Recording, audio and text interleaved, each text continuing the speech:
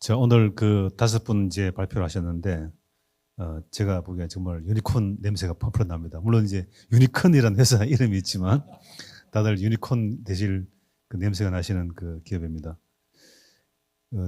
갖고 계시는 그 기술 제품들이 어디다 다 적용해도 될 그런 제품, 기술이다 보니까, 제가 봤을 때는 아주 다양한 형태의 그런 비즈니스 모델이 가능할 것 같고요. 또 아주 다양한 파트너들과의 협업이 가능할 것 같습니다. 우선 그 첫 번째 질문을 발표를 하신 그 김영동 대표님한테 제가 여쭙겠습니다. 최근에 이제 우리나라도 이제 그 뭐 저 독자적인 AI를 개발하자 그래갖고 이제 뭐 독파 뭐 이런 그런 말도 하고요. 피리오사 AI가 지금 아주 화제가 돼서 뭐 팔지 않은 게 상당히 뭐 뉴스가 돼가지고 지금 떴습니다, 그죠? 피리오사 AI가 지금 뭐 최근에 그 프리 IPO로 지금 7천억 원 뭐 펀딩을 하고, 그다음에 뭐 국민성장 펀드가 150조 결성이 되면 거기 투자하겠다는 식으로 해서 좀 대대적으로 하고 있습니다만, 지금 유니콘에서도 충분히 저는 그런 역할을 하실 수 있을 거라고 보는데, 그럼 유니콘이 만약에 그 필요사 AI가 그런 분야가 있다면, 그 지금 NPU, GPU 쪽으로 하신다면, 유니콘의 앞으로의 뭐 경쟁력이라든지 또 비전이라면 어떤 게 있겠습니까? 네, 질문 감사합니다. 저희가 여태까지는 어떤 소비재 아니면 로봇에서 늘 빨라야 되는 어떤 구간을 무선화하는 데 집중을 했다면, 즉 약간 부품으로서 새로운 기술을 통해 어떤 부품으로 고객 문제 해결한다라는 쪽에 집중을 했다면 그 활동은 계속 해야겠지만, 동시에 저희도 예상하지 못한 저희한테 요구가 오고 있는 곳들에도 대응을 해야 된다라는 차원인데, 그것들이 이제 주로 해외 고객들께서 먼저 말씀 주고 계신 부분들이 자동차를 이제 묶어서 전체 그리드 컴퓨팅으로 쓸 수 있도록 하는 부분들, 아니면 휴머노이드를 자가 수리하는 것이 하나의 미션 중에 하나인데, 그러려면 와이파이 같은 무선이 안 될 때는 결국은 선을 꽂아서 해야 되는데, 선을 꽂으려면 이걸 분해하거나 또 해야 되는데, 그런 것들이 필요 없이 외부에서 딱 가져다 대면 된다든지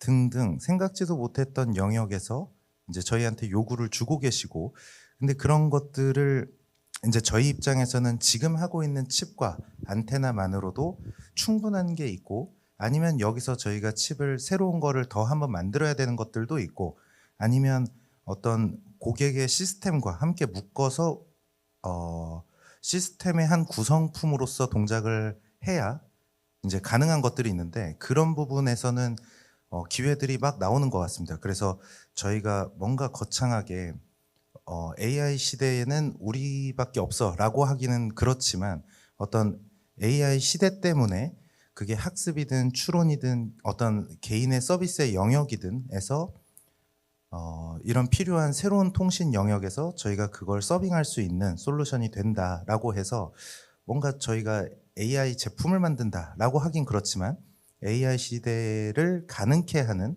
어떤 이네이블링이라고 불러야 될지, 네, 그렇게 생각하고 있고, 그런 기술을 계속 이제 서포팅하기 위해서 개발을 하고 있습니다. 네, 좋습니다. 다음에 또 그 누코드 이관영 대표님이 먼저 그럼 마이크를 드십시오. 그 아까 재밌는 말씀하셨어요. 이게 이제 요즘에 저는 이제 그 조합 해체라고 그래, 조합 시스템 해체라고 그러는데, 기존의 조합이라고 하는 것은 이제 다 바뀔 것이다 이렇게 얘기를 하는데, 아까 테크니컬 라이트라고 말씀하셨지 않습니까? 네, 맞습니다. 그게 얼마나 심각한지 아세요? 실제로 그 뭐 그런 얘기 있지 않습니까? 우리가 뭐 그 서초딩이란 말 있지 않습니까? S전자에 그 보고서를 쓰는데 이 사람이 못 알아들어서 막 그냥 유치원들 수준은 뭐 썼다고 얘기를 하는데, 사실 이제 그건 물론 이제 우리 일반인이 이해하는 부분은 있습니다. 저희들이 이제 미디어로서 이제 예를 들어서 우리가 칼럼을 쓸 때 우리는 전문가가 아니지만 그걸 이해를 해서 중학교 1, 2학년 정도 수준이 읽을 수 있게끔 써야 되는데, 근데 이 테크니컬한 부분은 정말 쓰기가 쉽지 않아요. 네, 뭐 맞습니다. 바이오라든지. 근데 이제 그걸 또 전문적으로 들어가면 앞으로 이제 뭐 AI의 프롬프트를 만든다든지, 또 뭐 비즈니스 미팅을 할 때는 또 뭐 제안서를 보낼 때는 그런 테크니컬 라이터라는 게 필요하지 않습니까? 네, 네, 맞습니다. 네, 그런 부분에서 새로운 신종의 조합인 거죠. 근데 그런 걸 하려면 어떤 사람이 필요할까요? 아, 그 고민이 되게 많습니다. 왜 그러냐면 일단 저희가 원하는 인재가 있고 지원하는 인재가 둘이 매칭이 안 되는 경우가 많은데 저희가 원하는 사실 인재는 저희가 만드는 모듈에 대한 어느 정도 비슷한 경험이 있고 그리고 초보자로서 어쨌든 초보자들이 읽었을 때도 저희 모듈을 설계할 수 있는 정도의 쉬운 그 저희는 TX라고 부르거든요. 테크니컬 익스피리언스를 만들 수 있는 사람이 여야 되는데 그러니까 공감 능력도 좀 있어야 되고 이게 양쪽이 사실 공존하기가 어렵습니다. 아시겠지만 기술적인 사람과 글을 잘 쓰는 사람이 나뉘어 있거든요. 그래서 사실은 테크니컬 라이터는 기술 전반적인 제너럴리스트면서 초보자들을 위해서 글을 쓸 수 있는 사람이어야 됩니다. 네, 그럼 하나만 더 질문을 할게요. 그거는 좀 빨리 좀 대답하셔야 되는데 좀 길게 대답하셨는데 네, 네. 저기 중요한 것은 그 누코드가 만약에 누군가가 이제 M&A를 하고 싶어요. 그럼 이제 제가 봤을 때는 이제 아까 제가 말씀드린 요즘에 레피테이션 시대니까 네, 네. 이관영 대표님을 스카우트하기 위해서 그 회사를 이제 모집을 한다 그러면 왜 어떤 강점 때문에 어떤 경쟁력 때문에 회사를 인수해야 된다고 보시겠습니까? 상대방 쪽에서 봤을 때는. 원래 이런 모듈 업체라기보다는 모듈 부서가 대기업들에 주로 있습니다.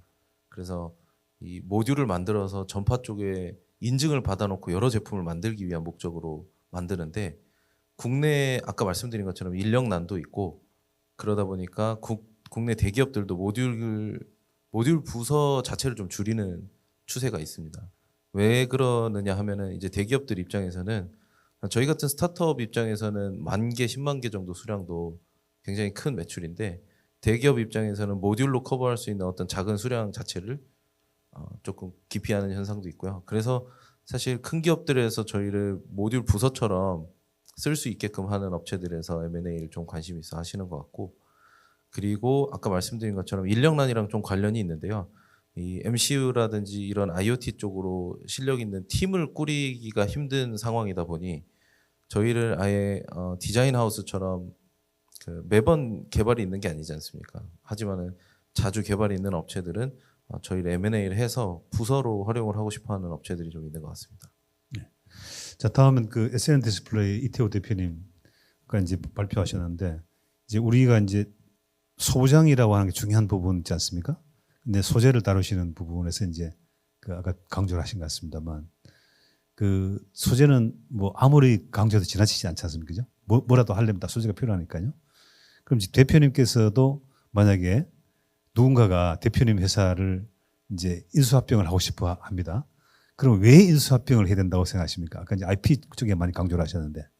그렇죠. 그 말씀하신 대로 이제 대부분의 대기업들이 스타트업이나 이제 좀 중소기업을 합병하는 이유가 대부분 이제 IP인 경우가 많습니다. 그러니까 대부분 이런 특히 소재 기업인 경우에는 특히 이제 저희 큐드비전이라고 하는 회사가 있었는데 삼성에 합병이 됐는데 그 같은 경우에도 합병하고 나서 IP만 흡수하고 대부분 다 해체돼 버렸습니다.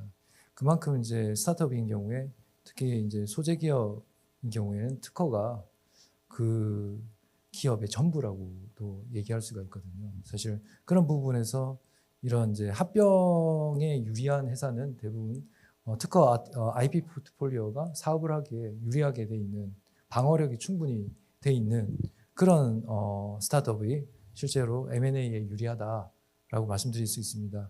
하지만 저희들은 M&A를 원하고 있지는 않습니다. 예, 그래서 그런 측면에서 저희는 이제 아까 말씀드린 대로 삼성과 LG와 같은 디스플레이 회사가 되는 걸 목표로 하기 때문에 저희는 큰 회사를 목표로 하기 때문에 그렇게 M&A 되는 회사를 바라보고 있지는 않습니다. 그래도 도와준다면 그래도 뭐 하셨습니까? 아직까지는 뭐 물론 지금은 아닙니다만 나중에죠. 네, 알겠습니다. 그다음에 이제 그러면 그 워프 솔루션의 그 김민수 사업담당한테 여쭤보겠습니다. 그 정말 우리가 아까 그 기술이 이제 아까 뭐 우리가 말하는 이제 설계도상에 뭐 사업상에 뭐 아이디어상에 그런 것이 아니라 실제로 이제 실행이 되고 있는 그런 비즈니스 모델이지 않습니까? 예, 맞습니다. 자, 그러면 이제 스마트 그 시리 안에서 뭐 디바이스라는 게뭐 건물부터 시작해서 그죠? 아주 작은 뭐 그런 디바이스까지 다 충전을 시켜야 되는데 그게 그 충전시키는 그런 양에 대한 부분은 좀 제한이 있지 않습니까? 예, 맞습니다. 지금 현재 저희 기술상으로는 충분히 다 충전은 가능합니다. 실제로 일본의 이제 교토대학교에서도 그 자동차 충전을 하는 것까지 성공을 했고요. 예, 자동차 충전이라고 말씀드리면은 요즘 이제 뭐 일상생활에서 쓰이는 것 중에 가장 대전력 충전이라고 말씀을 드릴 수가 있고 사실상 이걸 지금 발목 잡고 있는 거는 규제입니다. 예, 저희가 송신 부분에서 이제 쏠 수 있는 전력의 양이 규제로 인해서 한정이 되어 있기 때문에 저희가 그만큼 많은 전력을 충전할 수가 없는 상태인 거고요. 그래서 저희는 일단 그 규제에 맞춰서 좀 저전력 어플리케이션들부터 충전을 하고 있습니다. 그래서 아까 말씀하셨듯이 뭐 스마트 시티에는 굉장히 많은 센서들이 들어가게 되는데 실제로 건물 안에 들어가는 이제 콘크리트 안에 있는 크랙 센서라고 하죠. 건물이 이제 뭐 얼마나 금이 갔는지를 알려주는 이런 크랙 센서 같은 경우는 시멘트 안에 매립이 되어 있기 때문에 그걸 뭐 다른 방법으로 충전을 할 수가 없습니다. 배터리가 다 되면은 그냥 사용하지 않게 되는 거죠. 근데 이런 경우에도 저희의 충전 방식을 통해서 충전하는 그런 이제 저전력 솔루션도 굉장히 많기 때문에 그쪽 시장을 먼저 공략을 하고 있습니다. 네. 그 최근에 유럽에서도 이제 일부 국가에서 이제 그 길에 그죠? 와이어리스 충전기를 묻어서 아예 자동차가 지나가면서 충전할 시스템을 뭐 만들고 일본도 아마 제가 알기로 이미 그런 기술을 아마 개발한 걸로 알고 있습니다만 아마 그쪽에도 앞으로도 상당히 그뭐 특히 말하는 길 같은 데서 대량으로 공급할 수 있는 시스템도 가능한 거죠. 예, 사실 그 이제 6G 시대가 도래하게 되면은 중계기를 통한 통신 방식이 아니고 위성을 통해서 통신을 하게 됩니다. 그렇게 되게 되면은 이제 기존의 5G 중계기 같은 경우는 그 사용을 안 하게 되는 거죠. 그 중계기를 사용해서 저희가 충전도 가능합니다. 알겠습니다. 그다음에 7.1의 이제 이현준 대표님, 지금 이현준 대표님이 갖고 계시는 그 치매 진단 솔루션에 대한 아까 그 이미 실증뿐만 아니라 이미 상업화해서 적용하고 있는 거죠. 근데 결국에는 이제 이 규제 문제라고 보는데 지금 시약처에 지금 지금 프로세스가 어디까지 가 있습니까? 저희 지금 마지막 단계인 확증 임상 진행 중입니다. 네, 그게 대략 시간이 얼마나 걸립니까? 아마 올해 말 정도에 되지 않을까 생각하고 있습니다. 그러면 이제 아까 보면은 이제 꽤 정확도도 높고 지금 실제로 이제 그게 뭐 이미 여러 곳에서 쉽게 말하면 증거가 나온 거죠, 그죠? 증빙이 된 거죠. 그걸 이제 확산시키고 싶으신데 만약에 아까 이제 뭐 전라도라든지 경상북도라든지 초고령화가 아주 빠르게 진행이 되고 있는 곳이라고 말씀하셨는데 그쪽에서 만약에 특정 우리가 도나 시정부에서 뭐 특정 업체 예를 들어서 뭐 전라남도라고 하시죠. 전라남도에 만약에 뭐 55세 이상 전체가 그걸 전체 인구가 뭐 제가 정확히는 모르겠습니다만 뭐 100만 명이나 하시죠. 100만 명에게 그걸 진단을 하고 그다음에 진단 결과를 뽑아내는데 들어간 비용이 대략 얼마나 듭니까? 사실 어떤 모듈, 어떤 상황에서 그리고 어떤 방식으로 하느냐에 따라서 이제 저희가 이제 그 통제할 수 없는 부분들이 좀 사실은 많기는 한데 이제 대략 뭐 제가 봤을 때는 100만 명이라고 한다고 하더라도 뭐 10억 이내일 거고요. 네, 모두가 다 한다고 하더라도 네, 그것보다도 훨씬 더 적은 비용으로 할 수 있을 것 같습니다. 그러니까 뭐 제가 이제 알고 싶은 것이 맥시멈 10억이면은 100만 명 정도를 치매 진단을 할 수 있고 그 정확도가 꽤 높다는 거죠. 맞습니다. 맞습니다 하지 마시고 몇 프로 정도 되십니까? 지금 저희가 확증 임상으로 했었을 때는 이제 의사분들이 이제 한 2시간 정도 하시는 신경인지 검사라고 하는 게 있습니다. 이제 신경인지 검사 기준으로 봤었을 때 치매 환자가 치매 환자다라고 이렇게 옳게 진단이 되는 그 정확도가 지금은 약 94% 정도 나오고 있고요. 저희가 한 7개 정도의 임상 연구를 했을 때 그 각각의 어떻게 보면 들어있는 군에 따라서 이제 성적이 다르지만 약 91%에서부터 97% 정도까지의 정확도가 나오고 있습니다. 네. 제가 이제 그 여쭤보고 싶은 것은 100억 원 정도만 투입을 해도 우리가 치매 때문에 최근에 이제 발표되는 그런 자료들을 보니까 1인당 약 평균 한 2천만 원 정도의 그 케어 비용이 필요한 거죠. 물리적인 케어 비용이. 맞습니다. 네. 그러면 지금 우리나라 대략 100만 명 가깝더라고요. 97만, 98만 정도 되는데 네네. 100만 명이면 20조 원입니다. 네네. 그러니까 작은 돈을 투입을 해서 조기에 발견하는 게 중요하고 그렇죠? 네네. 중요한 건 아픈 다음보다는 조기에 발견하는 게 중요한 거죠. 네네 맞습니다. 네. 맞습니다. 하지 마시고. 네, 그러니까 특히 조기에 발견하는 게 굉장히 중요하고요. 이제 왜 그러냐면 조기에 진단이 되어야 그 사람들이 빠르게 조기 관리 체계로 들어갈 수가 있습니다. 조기 관리 체계로 들어가게 되면 사실 우리나라의 의사분들께서 굉장히 뛰어나시기 때문에 주실 수 있는 의료적인 그 서비스들이 굉장히 많으시거든요. 이게 약물적인 부분도 있으시고 생활 습관적인 부분도 있으시고 이제 여러 가지 것들을 이제 복합적으로서 작용을 할 수 있는 게 굉장히 있으시기도 하시고 사실 병뿐만이 아니라 이것과 파생되어서 나오는 이제 다른 질병에 대해서도 사실은 볼 수가 있고요. 그러므로 인해서 국가적으로서 그 세이브할 수 있는 부분들이 굉장히 많다라고 생각을 하고 있습니다. 네, 좋습니다.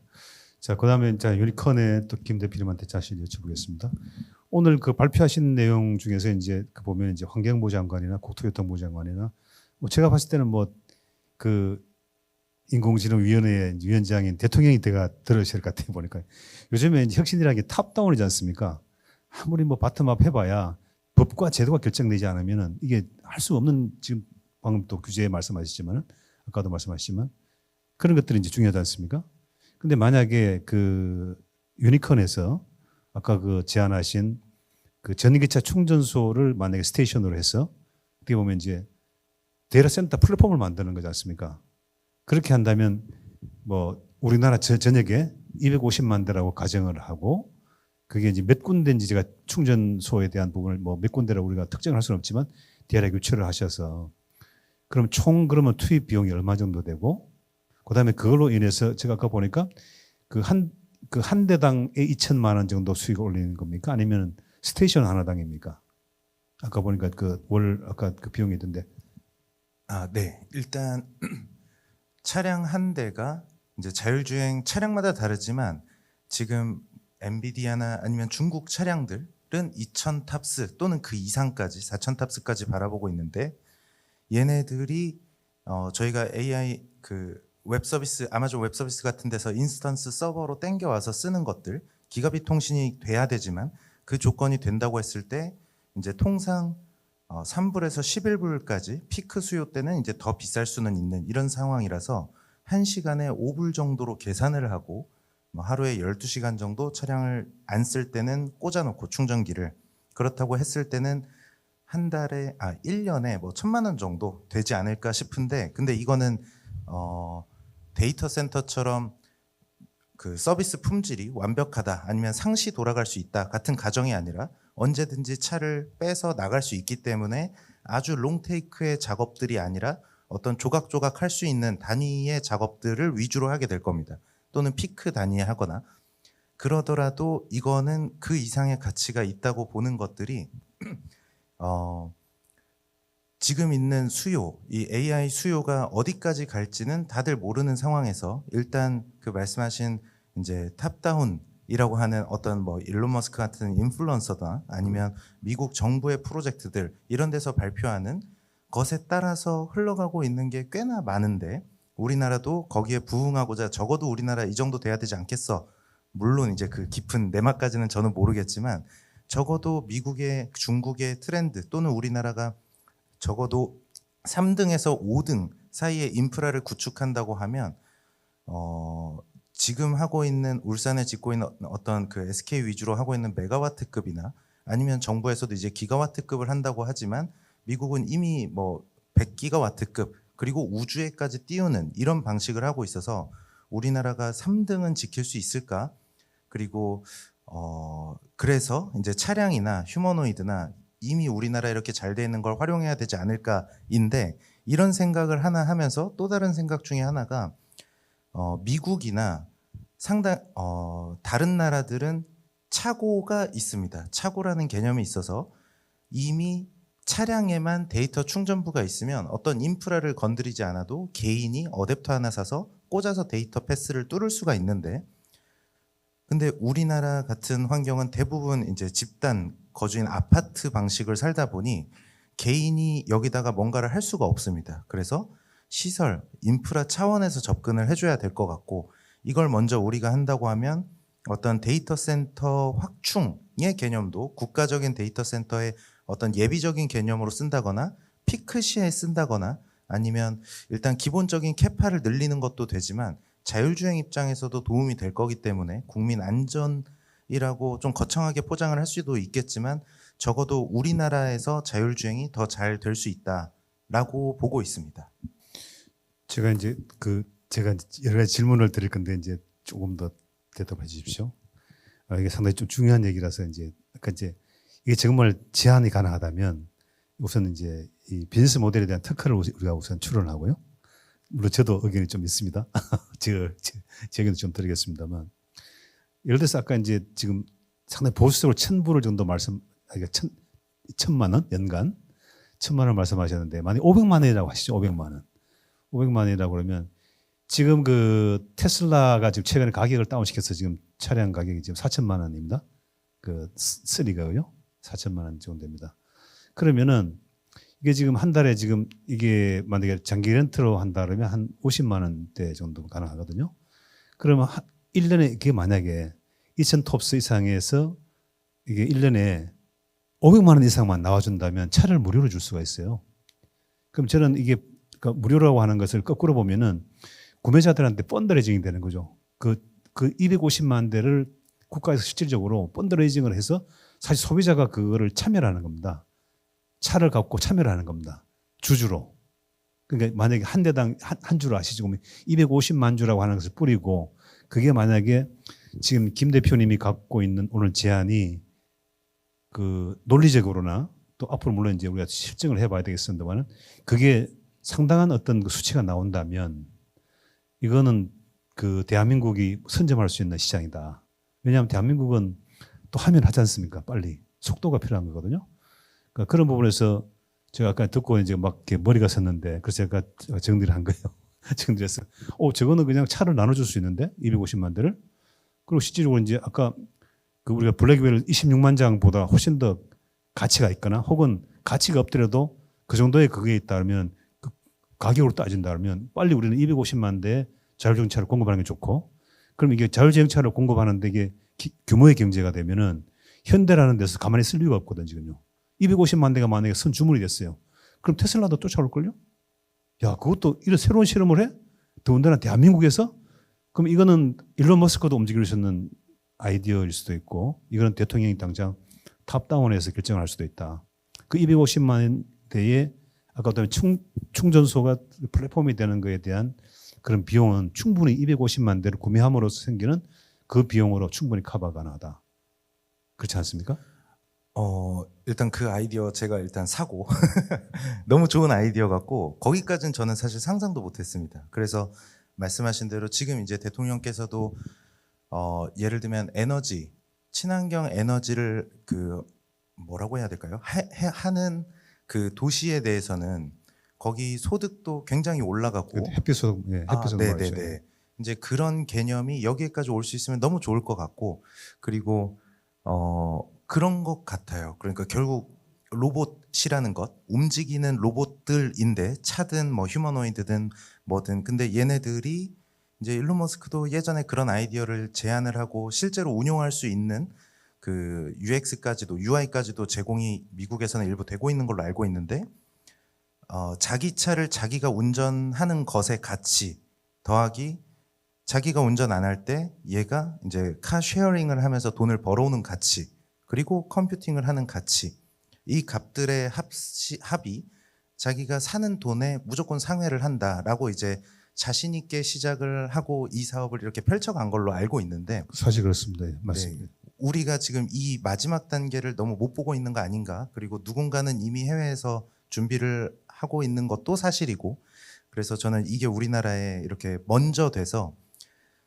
차 회사도 우리나라 현대차, 현기차든 여기도 잘 되고 그리고 저희 같은 그 시스템 중에 구성품을 하는 회사들 예를 들면 저희는 그 중에 통신을 하게 된다면 할 수 있을 거고 우리나라가 충전기 자체도 잘 만들고 자동차의 커넥터 케이블하는 이런 하나싱도 우리나라가 잘하고 또 통합 운영 같은 것들은 어떻게 보면 처음 시도를 하게 될 텐데 그런 것도 우리나라가 솔루션을 가지면 이제 어떤 다른 나라의 데이터 센터 지어줄 때 GPU만 팔리는 게 아니라 사실 그걸 지어주고 전기를 하고 모든 인프라와 운영 시스템을 같이 수출을 하게 되는 건데 그런 것들에 있어서도 우리나라가 좀 치고 나갈 수 있지 않을까 그런 기대를 하고 있습니다. 네, 이건 완전히 진짜 어마어마한 사업이고요.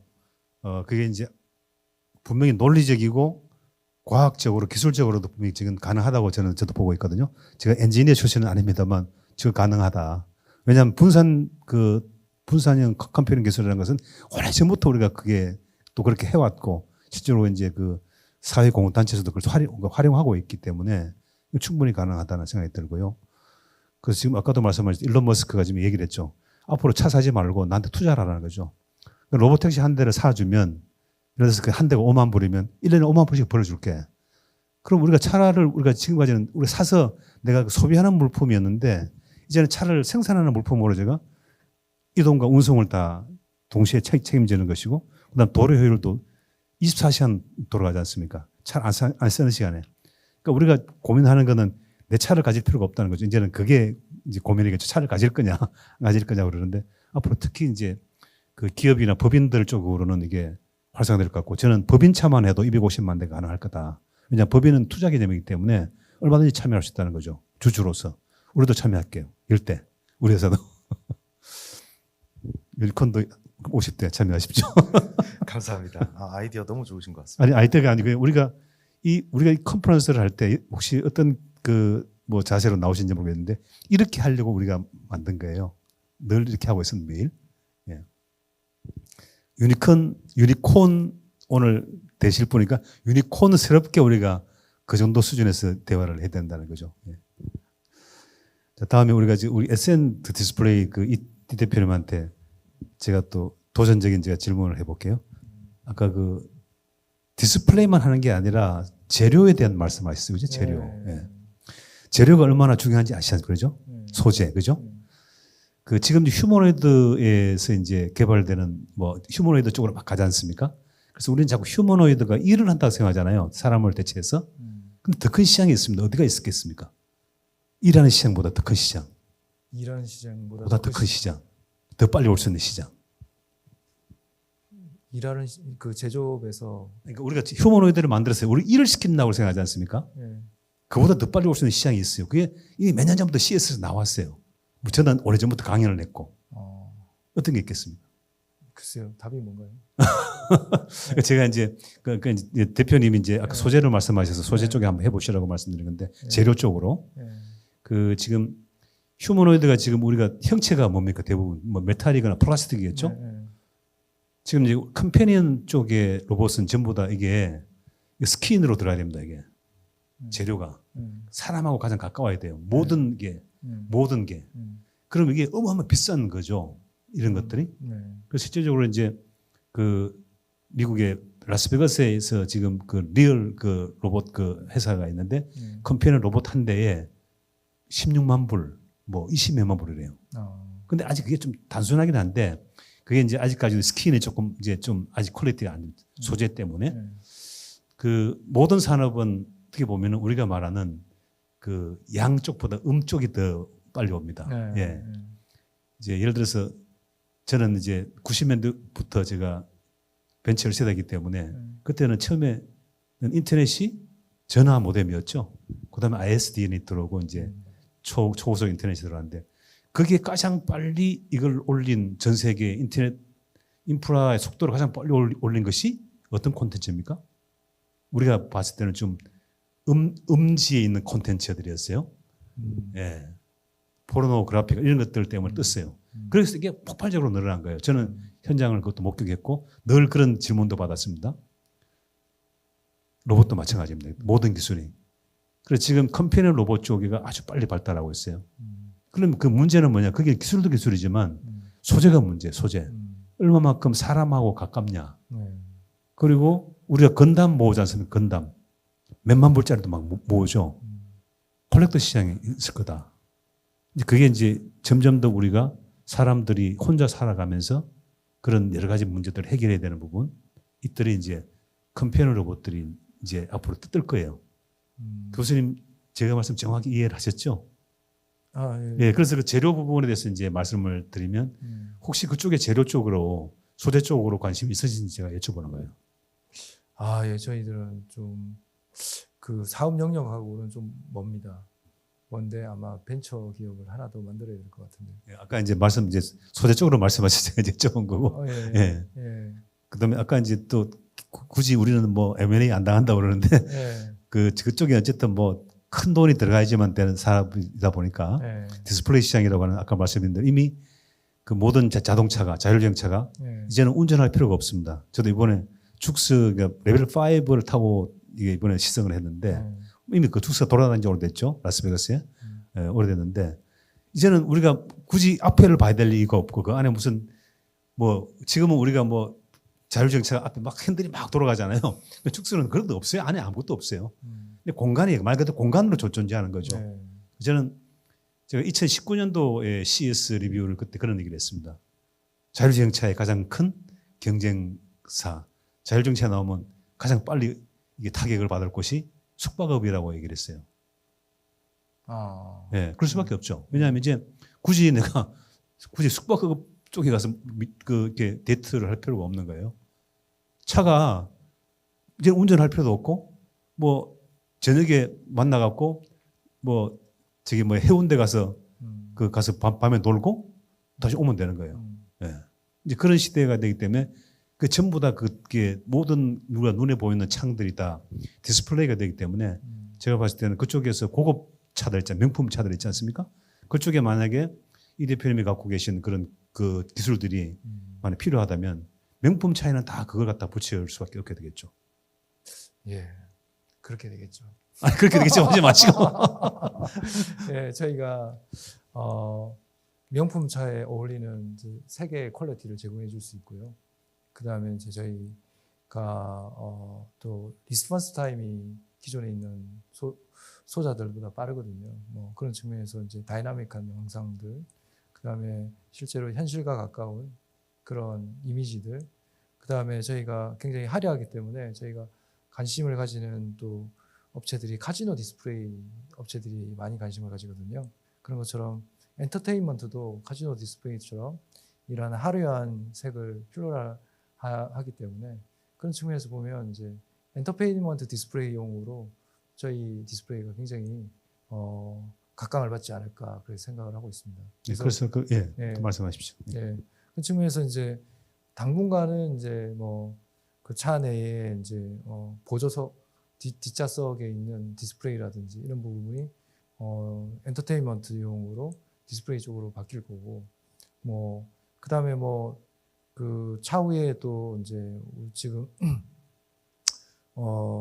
우리가 투명 디스플레이 같은 거에 윈도우 쪽에 있을 수도 있고 그다음에 또 누웠을 때 또 위에 또 투명 디스플레이가 또 있을 수도 있고 그런 측면으로 점점 진화해 가지 않을까 싶은데요. 그런 측면에서 보면 저희가 이런 뭐 태양광이라든지 에너지하고도 좀 결부돼 가지고 셀프 파워드 디스플레이로 간다고 한다면 뭐 그런 방향에서 굉장히 좀 새로운 마켓을 낼 수 있지 않을까 생각을 하고 있습니다. 그래서 아까 제가 말씀드린 그 이제 적용할 수 있는 비즈니스 모델이 많으니까요. 네. 그 지금 이제 그 테슬라가 차량 보기 전부 다 차량 위가 지붕이 다 유리지 않습니까? 네. 근데 그게 이제 아까 소재를 하셨다고 말씀하시니까 근데 소재는 그게 강도라든지 그죠? 그다음에 아까 이제 그 태양광으로 한다든지 네. 여러 가지 기술들이 들어가야 되다 보니까 네. 이제 그 이 대표님께서 이제 하시는 그런 영역 자체가 네. 뭐 연구 아까 세계적인 그 연구자지 않습니까? 네. 그런 부분에서 좀 정말 그 프리미엄 제품을 만들어낸다면 네. 저는 충분히 명품 차에서 네. 네, 그 채택을 할 수 있겠다는 생각이 듭니다. 아, 예. 아유, 감사드립니다. 감사하게 아주 그렇게 하셔야죠. 그렇게 하십시오. 예, 그렇게 해야죠. 네. 네. 그다음에 이제 워프 솔루션에 이제 그 김윤수 사업담당에서 질문을 드리면 아까 이제 우리가 그럼 특정 스마트 시티에 어떤 부분에 적용을 해야 될까는 그렇죠? 예, 만약 아까 그 하고 계신 부분들이 그럼 그 현재 적용하는 그 계획들이 혹시 있습니까? 일단 가장 우선적으로 도로 지표면에 들어간 센서부터 들어가게 될 것 같습니다. 아무래도 지금 도로 같은 경우는 저희가 선을 연결할 수가 없습니다. 예, 도로엔 선을 연결할 수도 없고 거기에 배터리를 설치한다고 해도 교체를 할 수가 없고요. 왜냐하면 배터리를 교체를 하려고 하면 사람이 가서 작업을 해야 되는데 도로 같은 경우는 계속 차가 다니고 있으니까 그런 부분이 좀 어려운 부분이 있고요. 그래서 아마 처음에 이제 저희 솔루션이 들어가게 되는 것은 이제 도로 지표면에 들어간 센서들이 있지 않을까 싶습니다. 그 제가 이제 이게 최근에 해남에 그 솔라시도라고 있죠. 네, 그게 규모가 거의 여의도의 한 18배 정도의 그 아까 이제 햇빛소득 말씀하셨는데 그게 에너지 자립으로 해서 만들고 있고 지금 한 20조 정도 투자가 돼서 거기도 이제 이번에 발표하신 어떤 회사에서 그게 디지털 트윈 쪽에 서비스를 하고 있어요. 그냥 도시 그 컨트롤 쪽에 들어가는데 제가 이제 그거 보니까 그쪽에 빨리 가서 협업을 하셔야 될 것 같아요. 예, 맞습니다. 사실 이런 어찌됐건 그런 뭐 친환경 솔루션이나 그런 것들이 적용되기 위해서는 저희가 전기를 먼저 발전시키는 것부터 생각을 좀 해야 됩니다. 뭐 태양광 시설이라든지 풍력이라든지 수력이라든지 이런 발전 시설 같은 경우는 사실상 사람들이 많이 밀집해 있는 그런 도심지에는 설치가 되기가 어렵습니다. 그래서 보통 이제 풍력 같은 경우도 무인도를 많이 활용을 하고 있고요. 근데 그런 환경 같은 경우는 사실상 거기서 전력을 만든다고 하더라도 그 전력을 다시 도심지로 가져오는 것이 좀 가장 큰 문제입니다. 뭐 배터리를 사용해 가지고 하나씩 배로 나를 수도 없고 또 해저 케이블을 깐다고 하는 거는 비용적으로 더 많은 문제가 발생을 할 수가 있고요. 근데 이제 RF 전파 에너지로 전력을 송신하게 될 경우에는 그냥 공기 중으로 날아가게 되고 또 RF의 살짝 약점이라고 말씀드리면은 공기 중에는 수분이 있어서 이게 저항이 있다 보니까 이동 중에 효율이 조금 떨어지게 됩니다. 그런데 어차피 버려지는 전기를 쏴서 그거를 수신을 하게 되는 거는 그건 수신과는 그 효율과는 또 관련이 없는 얘기거든요. 그래서 그런 방식으로도 또 협업이 가능할 수 있을 것 같습니다. 그러니까 그게 솔라시도가 이제 그런 그 지금 스마트 시티를 만들고 있으니까요. 그 나중에 이제 우리가 이제 또 설 이후에 매우 구체적인 특정 대상으로 이제 제안하는 우리가 지금 컨퍼런스를 할 거예요. 올해는 내내 그걸 할 거거든요. 대통령부터 시작해서 올해는 뭐 아까도 여러분은 그게 아니고 누구에게 아까 우리가 지금 제안했지 않습니까? 매우 구체적으로 이제 저하고 이제 또 할 거예요. 이제 한 10분 정도 발표하고 우리 계속 거기서 이 토론을 하면서 엄청난 그런 디테일한 것까지도 얘기를 해서 그걸 박제를 시켜서 해남 군수에게 이렇게 얘기할 거예요. 그래서 그때 그런 제안을 하십시오. 솔라시도 제가 봤을 때는 워프 솔루션이 딱 거기다 빨리 제안을 하셔가지고 그 지금 제일 빨리 치고 나가고 있거든요. 그쪽이 실제로 지금 진행이 되고 있고. 그다음에 아까 이제 우리 저 김인동 대표님은 우리 아까 지금 논의했던 것들을 구체적으로 해서 우리가 대통령 이거 인공지능 위원장한테 직접 한번 제안하고 그다음에 그 데이터 우리가 만들어진 그 우리가 말하는 뭐 백서라고 하시죠. 그걸 청와대로 보내시죠. 네, 그거는 제가 어떻게 하든 보내겠습니다. 예. 진짜입니다. 그래서 그걸 준비하셔가지고 설 이후에 예, 조금 더 구체화된 또 우리가 컨퍼런스를 한번 해보시죠.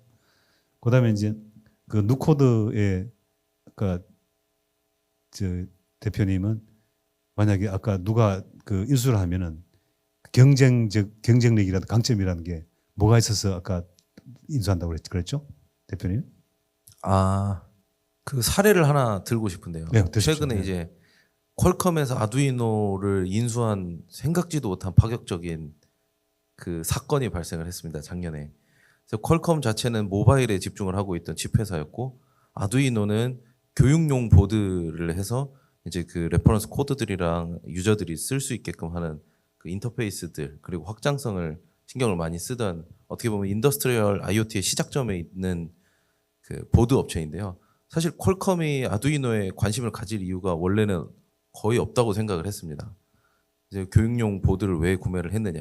거기서 이제 저희가 M&A가 만약에 된다라고 했을 때 그 부분에서 저희가 M&A 될 가능성이 큽니다. 왜냐하면 저희가 모듈을 만든다는 거는 사실 그 좋은 칩들을 가지고 그 좋은 칩들의 최고의 성능을 뽑을 수 있게끔 여러 칩을 조합을 할 수도 있고요. 그 칩들의 필터를 조합을 해서 그 전력적인 성능을 끌어올린다든지 그리고 그 아두이노 IDE가 있습니다. 또 아두이노 IDE나 그 개발자들은 사실 생각보다 친숙한 거를 더 좋아하거든요. 친숙한 것에 잘 활용될 수 있게끔 모듈 단에서 이제 이미 잘 알려진 개발 툴이랑 붙여놓을 수가 있습니다. 그렇게 되면서 이제 저희가 쌓이는 거는 이제 여러 데이터들을 저희가 수집을 할 수 있고, 그리고 그 여러 칩들을 조합해서 만들어 놓은 레퍼런스 예제들을 가지고 있습니다. 이제 그런 게 사실 저희를 만약에 M&A 하게 된다면 그런 걸 많이 생각을 하시고 M&A를 하실 것 같습니다. 네, 좋습니다. 그리고 저기 우리 저 이현준 대표님도 아주 많은 그 투자를 받으셨죠, 지금까지? 적지 않은 투자를 받았죠. 네, 마이크를 잡고 말씀해 주세요. 그 만약에 누가 그 M&A를 한다면 이현준 대표님의 어떤 경쟁력과 강점을 보고 M&A를 하겠습니까? 저희는 지금 글로벌 시장을 놓고 진행을 하고 있습니다. 이제 그래서 글로벌 시장 쪽에서 특히 헬스케어 쪽에서 어떤 애드온으로서 이제 할 수 있는 그런 회사가 있다면 저희 회사가 굉장히 좋은 회사가 되지 않을까라는 생각이 들고요. 특히나 저희가 뭐 제약사, 뭐 보험사, 뭐 이런 쪽들이랑도 같이 지금 협업을 하고 있는데, 뭐 거기에 더해서 IT 업체들도 그런 부분에서는 좋은 부분이 있지 않을까라는 생각을 하고 있습니다. 글로벌 시장이라면 어느 구체적인 뭐 국가라면 어느 시장 먼저? 저희가 미국, 일본 그리고 이제 한국에서 지금 실제적으로 판매를 하고 있고, 이제 그리고 이번에 이제 중동 쪽이랑 이제 그리고 그 유럽 쪽에서도 이제 저희가 지금 뭐 논의를 하고 있는 게 있어서 그런 측면에서 저희가 글로벌적으로 갈 수 있다라고 생각하고 있습니다. 최근에 여러 가지 흐름을 보면 아마 중동 자금을 좀 대량으로 좀 엄청난 큰 금액을 펀딩 받으셔서 시장을 선점 주도 지배하는 쪽으로 가는 게 좋을 것 같다는 생각이 듭니다만. 네, 저희도 이번에 사우디아라비아 쪽에서 사우디아라비아 이제 최대 병원이 이제 최대 왕립병원이 킹 파이저 하스피탈이라고 하는 곳이 있습니다. 네, 거기서 이제 이 메디컬 스타트업 그 대상으로 해서 이런 그 컴피티션을 열었는데요. 이제 거기서 저희가 이제 우승을 하면서 이제 저기랑 같이 이제 뭔가를 하기로 했는데, 그쪽으로 투자를 받으면 좋지 않을까 그런 생각하고 있습니다. 또 이건 뭐 조금 다른 얘기입니다만 그 치매 알츠하이머 쪽에 시장이 엄청 크거든요. 네, 예, 그쪽에 환자가 있어야지만 돈을 버는 회사들이 많아요. 네네. 제약 회사들이. 네네. 그쪽 회사들한테 위협적인 존재가 되십시오. 네네. 진짜입니다. 그러면 그쪽에서 분명히 인수 제한이 들 거고 망하게 하게 할 건지 인수하게 할 건지. 근데 그쪽은 대부분 인수를 합니다. 그죠? 네네네. 예. 예의하지 마시고. 알겠습니다. 아니, 알겠습니다. 하지 마시고. 예. 그 말씀을 해 주시기 바라고요. 자, 오늘도 더 이제 말씀을 더 드리고 싶은데 제가 지금 그 2시간 50분을 지금 달려왔습니다. 예. 그래서 오늘 내가 나왔는데 야, 이 말은 안 하고 가면 섭섭할 것 같아. 이건 내가 꼭 이렇게 영상으로 박제를 해야 돼. 이런 얘기가 있으면은 이제 한마디씩 하십시오. 이제 1분 정도 내로 하십시오. 어떤 분 먼저 하시겠습니까? 네, 김영동 대표님. 네. 예를 들면 지금 요즘 엄청 잘 나가는 이제 저희를 투자하신 두산 그룹에서 두산께서 투자를 하셨지만 요즘 AI 시대에서 이제 전력이 이슈가 되니 어떤 국부적으로 엄청 높은 파워를 빠르게 지어야 되다 보니까 이제 에너빌리티의 그런 솔루션들이 이미 수주잔고가 엄청나지고, 그것처럼 원래 그들은 그 사업을 위해서 그냥 쭉 해왔던 건데 생각지도 못하게 이 AI가 뭔가 판을 막 흔들어 놓다 보니 그런 사업 기회들이 생기시고, 우리가 생각지도 못했던 투자 기회들이 생기고 아니면 시장이 생기고 그런 것 같습니다. 그래서 저희도 뭔가 그런 쪽에 필요로 하는 곳들 지금은 몇 가지 그렇게 찾은 것 같은데, 이런 쪽에서 좀 더 이렇게 실질적으로 통신에 저희가 한 부분이 되고, 그리고 앞으로도 이런 쪽에서 아직 발견하지 못한 곳에서 저희가 먼저 제안을 해서 고객들과 뭔가 같이 시스템을 만들어 나갈 수 있으면 되게 좋을 것 같고, 그래서 이걸 보시는 잠재 고객분들이나 아니면 뭔가 정책 쪽에 계시는 분들께서도 이런 쪽 통신은 한번 이렇게 해보면 좋지 않을까 같은 아이디어가 있으시거나, 아니면 아까 제가 발표했던 정책 제안이 관심 있으시다면 한번 작은 실증이라도 같이 해봤으면 좋겠습니다. 감사합니다. 그 아까 제안하신 거는 작은 실정이 아니라 그거는 선점해야 될 시장입니다. 이게 이제 2000년 이후에 모든 비즈니스의 어떤 트렌드 룰이 선점하고 주도하고 지배를 해야 됩니다. 그래서 그게 이제 최근 대표적인 게 이제 우리가 AI지 않습니까? 지금 3년 만에 완전히 지금 선점, 주도, 지배하고 있는 단계거든요. 뭐 그중에 쿠팡도 하나의 사례입니다만, 이제는 우리가 어떤 특히 지금 오늘 그 유니콘이라고 뭔가 이게 내가 뭘 해봐야 되겠다. 왜 자꾸 제가 M&A 말씀드리냐면 최소한 이쪽으로 들어오셨으면은 그 시장으로 들어와야 돼요. 안 그러면 사라집니다. 왜냐하면 그게 돈 싸움이거든요. 그래서 지금 아까 제가 그 우리 전기 충전에 대한 것을 스테이션으로 해서 플랫폼 만들어 보자고 데이터센터 플랫폼 만들어 보자고 하는 것은 이거는 참여자가 250만 명이 당장 생길 수가 있어요. 충분히 논리적이기 때문에 그게 기술적으로만 검증이 된다. 아까 이제 몇천 톱이 얼마만큼 효율이 나올 거냐만 그 수치만 나오면 이건 충분히 도전 가능하고 그게 아까 1000만 원이 아니고 300만 원일지라도 50% 대줄게. 자, 나도 오케이. 우리 특히 법인들 그거 10만 원 싸게 하면 좋은 거 아닙니까? 그럼 지금 5, 60만 원 정도의 장기 렌트하는 거 2, 30만 원 줄게. 오케이. 그거는 현대차가 당장 달라붙을 거면 자기 그럼 현대기아가 먼저 하겠다. 우리 거꾸로 우리가 250만 대 오파를 내는 거예요. 테슬라하고 다 내갖고 그것도 한국 정부가 많이 한다 그러면 충분히 이건 가능하고 국민주로 250만 주를 팔면 저도 열주 산다고 그랬지 않습니까? 예. 오시는 분 열주 사세요. 또 다른 분 이만원 꼭 하고 가야 돼. 말씀하십시오. 스타트업 같지 않아요. 하십시오. 그 GPU 하고 이제 메모리 사태가 지금 굉장히 핵심이지 않습니까? 그러다 보니까 이제 그 GPU를 왜 엔비디아 걸 쓰느냐에 대해서 생각을 해봤을 때 다른 GPU가 있는데 엔비디아 게 훨씬 성능이 좋은가? 아닙니다. 대체제는 사실 많이 있습니다. 근데 이 GPU를 갖다가 설계를 하라 그러면은 엔비디아 거 말고는 방법이 잘 떠오르지가 않습니다. 그게 이제 엔비디아가 가지고 있는 쿠다라는 플랫폼 때문인데요. 이제 GPU를 설계하기 위해서는 쿠다를 만들어 놨고 쿠다에 락인되어 있는 그런 구조가 되어 있습니다. 사실 그쪽에서 얻을 수 있는 뭐라 그러죠? 얻을 수 있는 교훈이라고 해야 될까요? 교훈처럼 좋은 칩들이 나와도 좋은 설계를 하려면 좋은 플랫폼이랑 생태계가 갖춰줘야 됩니다. 그런 생태계를 조금 한국에서 신경을 더 쓴다고 하면 이제 우리나라는 사실 이 완전 뿌리 기술과 하이엔드 양끝다는 준비가 많이 되어 있는 나라라고 생각을 하거든요.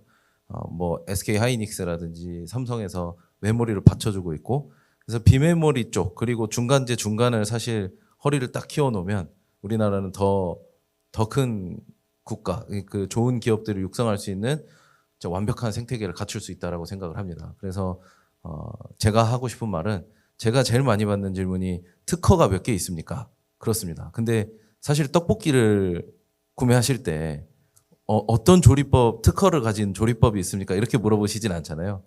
그래서 사실 우리나라가 가지고 있는 뿌리 기술이랑 하이엔드 쪽은 그렇게 질문이 가는 게 맞지만 이제 중간재 기술은 사실 특허랑은 크게 상관이 없습니다.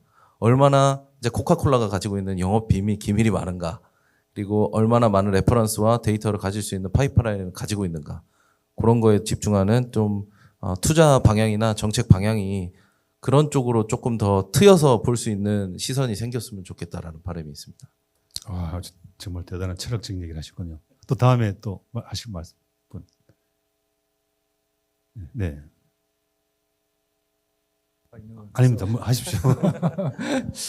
예. 제가 아까 정책 제안을 많이 드렸는데 사실상 이게 소재 벤처 기업은 굉장히 국내에서 굉장히 어렵고 상장을 하더라도 초기 밸류가 그렇게 높지가 않고 그리고 이제 서바이벌 하는 게 어렵기 때문에 사실 투자 시장에서도 그렇게 많은 이제 주목을 받지 않는 그런 부분이 있는데요. 이게 아까 제가 말씀드렸지만 이게 이 소재 특히 우리나라가 이제 반도체 디스플레이가 강국인데 디스플레이에서 이 원천 소재에 대한 확보 그리고 유지는 사실 우리나라 안보와 같은 국가 리스크 관리 자산에 들어가야 되는 부분이라고 다시 한번 좀 강조를 드리고 싶고요.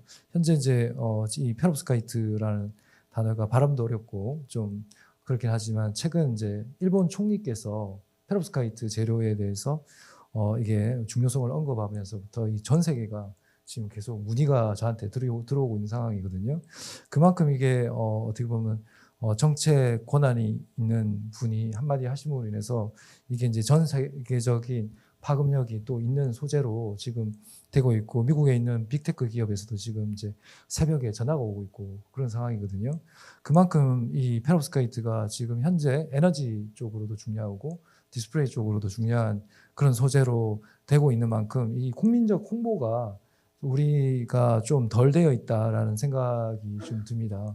그래서 지금 현재 이제 우리나라가 전 세계적인 흐름과는 달리 의대 붐이 일어나고 있는 그런 부분에서 사실은 이제 이런 소재나 이런 쪽 우리나라 반도체 디스플레이 소재, 소자, 장비 관련돼 있는 그런 엔지니어에 대한 어떤 기술적인 우대가 사실 외국에 있는 빅테크 기업에 비하면 거의 한 3분의 1에서 5분의 1 수준, 크게 봐서는 10분의 1도 되는 수준이거든요.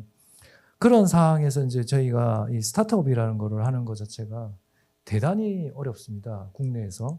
네, 그래서 그런 측면에서 이게 이제 소재라는 거에 대한 어려움, 그 다음에 이제 상대적으로 이제 이런 이제 분야에 대한 거에 대한 어려움, 그래서 이런 사실은 이제 정책적으로 이런 부분에 대해서 이 어려움이 있을 때 정책적인 해결이 진짜 돌파구를 일어날 수 있게 뭔가 이런 부분에 대한 아까 밸류에이션보다는 레퓨테이션이라고 말씀하셨는데, 어쨌든 이런 부분에서 우리가 이제는 소재 부분에서 이제 강국이 원래는 일본이었지만, 이웃나라 일본이었지만 지금은 우리나라가 그 바톤을 이어받아야 할 때가 아닌가. 왜냐하면 우리가 지금 제조 강국이라는 거가 다른 이웃 나라에 의해서 위협을 받고 있는 상황에서 우리가 지금 할 수 있는 거는 원천 특허, 누구보다도 먼저 앞서 나간 특허, 이걸로 살아남지, 우리가 돈을 많이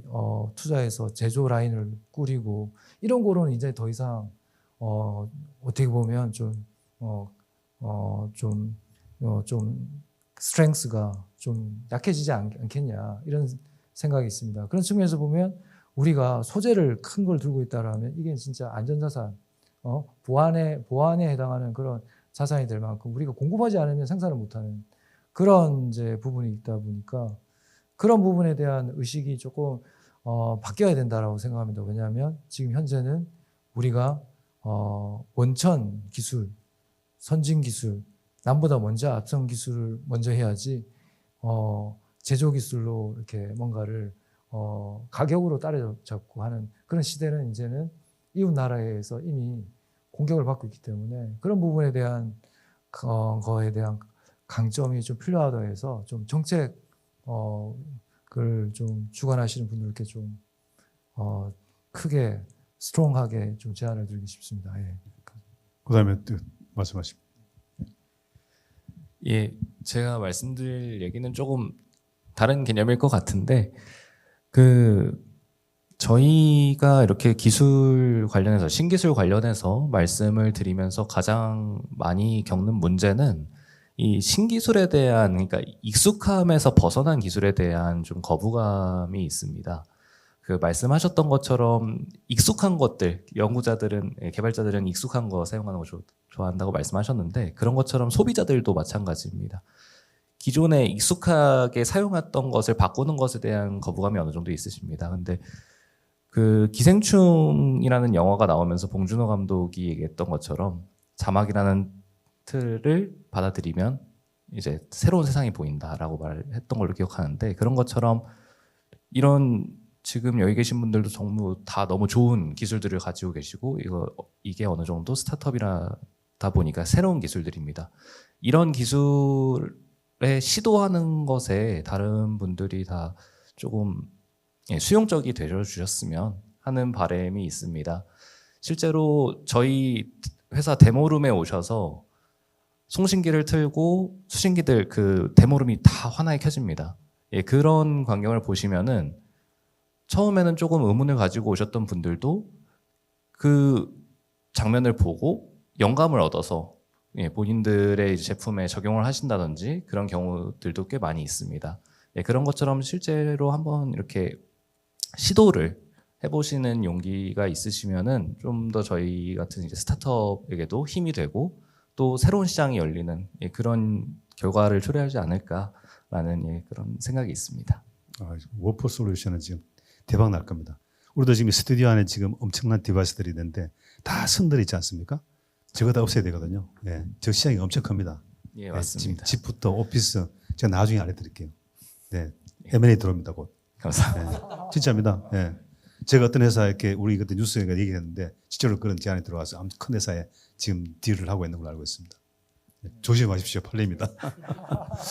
자, 우리 마지막에 이현준 대표님. 저희가 이제 그 정부에서 보면 기술 개발에도 굉장히 많은 돈을 이제 주고 이제 이번에 이제 뭐 이런 투자도 굉장히 많이 해준다고 하고 이제 M&A도 굉장히 많이 해준다고 하는데 사실 스타트업으로서 제가 느끼는 부분은 그것보다 전에 매출이 일어날 수 있는 그런 활용처가 될 수 있는 그런 마중물을 사실 정부에서 해주면 참 좋지 않을까. 사실은 그거를 보고 투자가 들어올 수도 있고 이제 그리고 그것을 보고 어떻게 보면 좀 더 그것들을 좀 잘하기 위한 그런 기술 개발도 하게 되는데 근데 거기에 대한 어떻게 보면 매출이 일어날 수가 없고 활용이 될 수가 없는 이제 그런 부분들이 그런 기술들만 이제 계속 양산이 되면 사실 똑같은 기술들만 계속 나타날 것이고 그런 기술들이 제대로 사용이 될 수는 없을 거라고 생각을 합니다. 이제 그런 측면에서 사실 이번에 이제 하게 되는 그런 정책 제안에서도 저는 사실 실제적으로 치매에 대한 기술이 이제 그리고 실제적으로 뇌 건강에 대한 기술이 제대로 사용이 되려면 정부에서 돈을 주고 사고 정부에서 돈을 주고 사용할 수 있는 이제 그런 환경이 나타나야 된다고 생각을 하고요. 그게 뭐 정부에서 아무리 디지털 헬스를 키운다, 아무리 어떤 이런 뭐 다른 어떤 디지털 기술을 키운다 아니면 뭐 이런 그 소부장을 키운다라고 했을 때에도 실제적으로 사용이 될 수가 있고 실제적으로 매출이 일어날 수가 있고 이런 부분들을 열어줘야 된다는 거가 더 중요한 부분이라고 생각을 합니다. 네, 그런 측면에서 저는 이런 부분들이 정책을 그런 입안을 하시는 분들께서 그리고 이런 스타트업을 좀 더 활성화를 시키려고 하시는 분들에서 실제적으로 기술 개발 당연히 중요하지만 그것보다도 활용을 할 수 있고 매출이 날 수 있는 그런 포인트들을 열어줬으면 합니다. 네. 지금 저희들이 이제 이 정책 컨퍼런스가 바로 이제 방금 말씀하신 대로 B2G 시장에서 마중물을 바로 만들어 보자라고 하는 것을 시작했는데 이게 처음엔 잘 안 들릴 겁니다. 근데 저희들이 올해 1년 내내 해서 거의 지금 우리가 200개 이상 스타트업을 여기 모시고 이런 얘기를 계속 할 거예요. 그러니까 아마 이런 얘기를 하는데 거의 우리가 유일하고요. 또 이게 돈이 되지 않기 때문에 딴 데서 못 합니다. 돈이 안 되니까 우리가 하는 거예요. 다른 미디어들은 광고를 받아야 되고 이런 거지 않습니까? 근데 우리는 말 그대로 노가다만 하면 되는 수준의 일로 저는 우리 이 에이빙 뉴스가 처음부터 창업 우리가 그 슬로건이 스타트업과 중소기업을 도와주자라고 시작해서 우리 스포터즈가 되기 때문에 이 일을 하고 있는 거예요. 그래서 다음에 지금 설 지난 다음에는 말씀하시는 것 같고 저희들이 업그레이드 버전을 만들어 오라고 할 거예요. 숙제입니다, 숙제. 그래서 오늘 이미 제가 다 드렸어요. 다 드렸으니까 이런 걸 위해서 지금 하고 있고 오늘 여기 계신 분들이 마지막으로 하시는 거예요. 자, 오늘 우리가 8일차의 마지막 그 CS 컨퍼런스를 정책 제안 컨퍼런스를 이제 마무리를 하고 있습니다. 아까 이제 우리 워포 솔루션의 김윤수 사업담당도 말씀하셨고 지금 대부분 그런 규제에 대한 말씀하셨고 했는데 이 사회가 기술이 혁신을 시키는 게 아닙니다. 기술이 우리가 이제 그 눈에 보이지 않는 것들이 이제 이 장애물로 가로막고 있습니다. 그래서 제가 CES라고 하는 그 키워드로 줄 영감을 드립니다만 그 C, 관습, 기존의 그런 법과 제도 간섭이 혁명이 되지 않으면 이 우리가 갖고 있는 기술이 아무리 뛰어나도 적용되지 않고요. 그다음에 환경입니다. 우리가 만드는 뭐 사업 환경부터 시작해서 노동 환경이나 모든 환경들이 혁신되지 않으면 혁명되지 않으면 또 안 됩니다. 그리고 마지막으로 구조적인 스트럭처, 이 구조적인 부분인데요. 이 구조적인 부분이 혁명되지 않으면 될 수가 없습니다. 특히 조달 시장에서 기존의 어떤 과거의 시대에 의한 그런 기준들이나 요건이 맞춰져야지만 되는 그런 시장에서 스타트업은 경쟁할 수가 없습니다. 그런 부분에서 최근에 이재명 대통령께서 설탕세를 뭐 말씀하셨는데 저는 그거보다 먼저 얘기해야 되는 것이 뭐냐. 이런 규제들을 어떻게 하면 빨리 혁파해서 스타트업들을 정책 파트너로 실제로 이제 맞이할 거냐 이런 부분들이 지금부터 논의가 돼야 된다. 저는 그렇게 좀 주장을 하고 싶습니다. 오늘 8일차 마지막까지 나오셔서 열띤 제안을 해주신 5분의 CEO님께 정말 감사 말씀드리고 또 설날 다음에 우리가 좀 더 구체적인 그런 걸로 또 정책 제안하는 컨퍼런스를 마련해 보도록 하겠습니다. 감사합니다.